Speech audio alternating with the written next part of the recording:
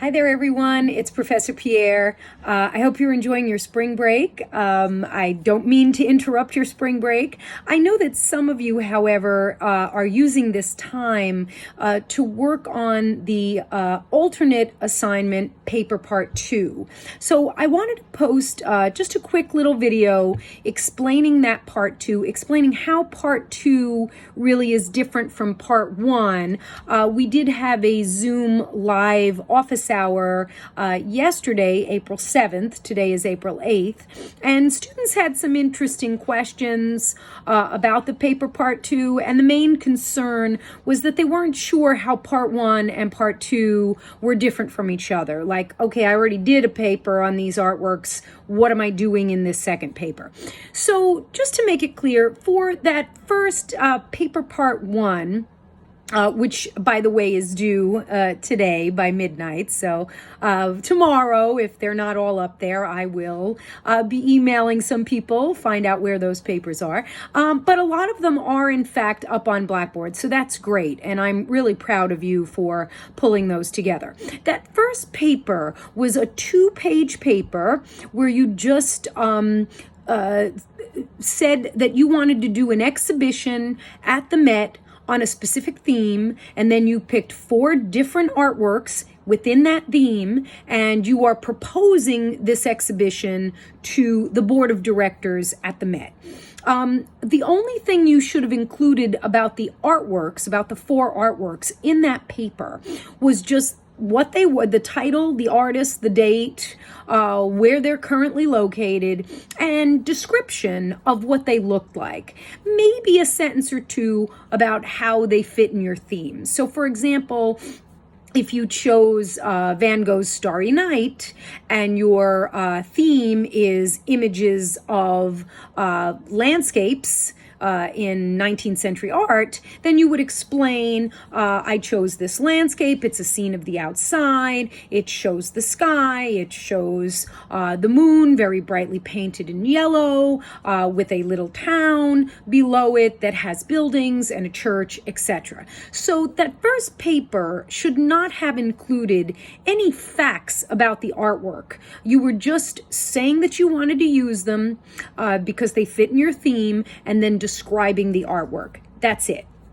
For this second paper, you are now going to do a little bit of research. Now, every library in New York City is closed. The college library is closed. So I realize that you can't do serious, deep research with books at this time. But for most of you, I would say all of you, the works of art that you picked, you found them online, or I helped you find them online, and you're going to use online resources to research your works of art. The best way to do this is to go to the websites of the museums that actually have those works of art. There's very few of you who chose works of art that are in private collections. So go to the website of the museum that owns the work and see what they say about the artwork. I will also want you to find, other sources and other resources about the object. Once you have a little bit of information, factual information about the work, you're going to create what we call a wall label. So what that is, imagine that when you go to a museum and there's a painting on the wall or a sculpture on a pedestal, there's usually a block of text, often to the right of the painting or on the base of the sculpture, and it's there to tell the viewer really what they're looking at and why it's important. You're not going to describe it to somebody who's standing in front of it, right? They're standing in front of it. They know that it has a yellow sky and a blue cloud, and so now you've got to give them facts, things that are historical information, information about the artist, information about the context of the time, the style of the work. So that's what you're going to include in this second paper. I have posted instructions, very detailed instructions on Blackboard. Go to paper assignments and then click on alternate assignment part 2, and you will get the exact instructions of what your labels should include. At the end of those instructions, I actually gave you a sample wall label that is 2 pages to give you an idea of what a wall label should look like and what kinds of information you could include in those wall labels. On the instructions, it tells you exactly how to do this. So you're going to start by giving us the kind of like the main information about each artwork, the artist's name, the full and correct title of the work, the date it was made, the material in which it was made. So if it's an oil on canvas painting, or if it's a fresco painting, or if it's a metal bronze sculpture, the style of the artwork. If you don't know the styles, when I look at your papers, I will help you with that. The nationality of the artist, so that means where was the artist born? So Vincent van Gogh was born in Amsterdam. He was from the Netherlands, right? Okay. The location of the artwork, where it is right now, right? Because you're borrowing it for the Met. Most of you some of you picked things that were at the Met, but most of you, your 4 works, they're not all at the Met. So you're borrowing those from somewhere else. So you would say what museum, and then remind the reader what your topic is for the paper. So that's a little block text that would go at the top of the wall label for every work.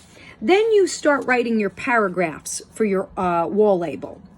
And those should include the subject matter. So is it a history painting? Is it a portrait sculpture? Is it a landscape painting? Is it a religious painting? I think we went over subject matters on the first day of class when we were present together. If you don't remember those, go to course handouts, and under course handouts, there's a sheet that explains every single subject matter and what those are. So subject matter, you should talk about the style of the artwork. If you don't know what style it is, you can ask me in your drafts and I can help you figure that out. If it's Vincent van Gogh's Starry Night, then it's post-impressionism, right? If it's Dali's, premonition of civil war, then it's surrealism, right? So I can help you with that if you're not sure what the style is. The history of the object. So what that means is, why did the artist make it? Was it exhibited anywhere? Maybe how did the museum who owns it now, how did they get it? Some of that information would be on the museum's website anyway. Any historical content, what that means is, or context, what that means is what's going on in the world at the time when this artist was making this work. If it's a painting of the Civil War, then what was the Civil War? You're going to have to explain that to the viewer, right? When was that fought? What was that about? Why did this artist make that painting? What does it have to do with the Civil War? All right. You can include information about the artist's life or their biography. That stuff you can find on the web very easily, and I can give you good sources to find information about artists' biography. Any special techniques that the artist used, you can talk about that. In most cases, if it's an oil on canvas painting, that's pretty simple technique. But if something is a fresco or something is a lost wax bronze cast, you may want to talk a little bit about the physical making of the work and the materials used to make it.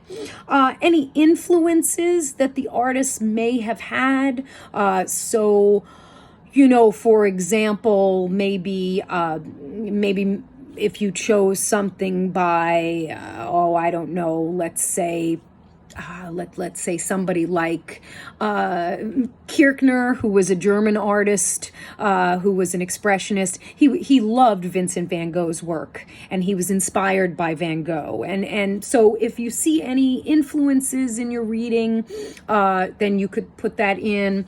And then, of course, what is the meaning of your work? You know, what does it mean? What is it about really, right? So you might have an image made during the Civil War that depicts the American flag, but it's probably more about patriotism and about support of one's country, and deeper issues behind the literal, well, it's a flag, right? Finally, you're going to just remember to connect the work again to your topic. It should be very clear that all four works fit into the topic of your exhibition. So this paper is a little bit more detailed. You're going to look things up. You're going to research. It's going to take you a little bit longer to do, and you may have a page and a half, up to 2 pages for each work of art that you chose for your exhibition.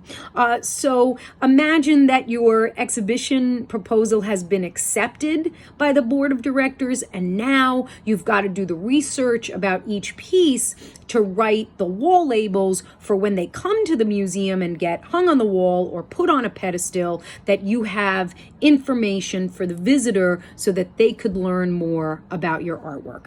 All right. I think that's everything. If you have additional questions, you can always email me.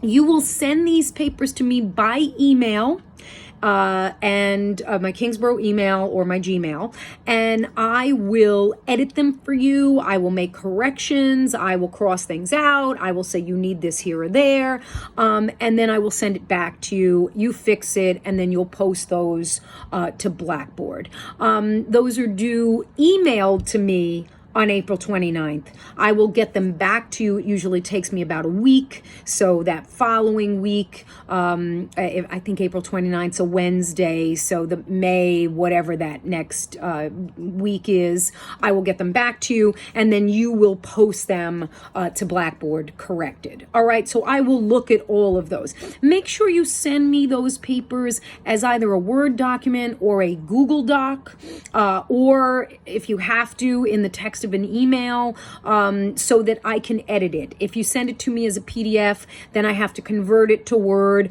It doesn't always work out well. The formatting gets messed up, and it makes it very hard to correct those. So if you can use Word or Google Docs or even just the body of an email, that would be the best way to send me those paper twos. Anyway, I hope you're having a great spring break. Enjoy it. I hope my talking through this paper part 2 has clarified what you need to do for that paper. And again, I'm always available to you, even during spring break. If you need to email me about anything, or you do the paper early and you want me to look at it, that's totally fine. Okay, have a great holiday season, and we'll talk again. I'll make another YouTube video on April 20th. Thanks so much, guys. Bye.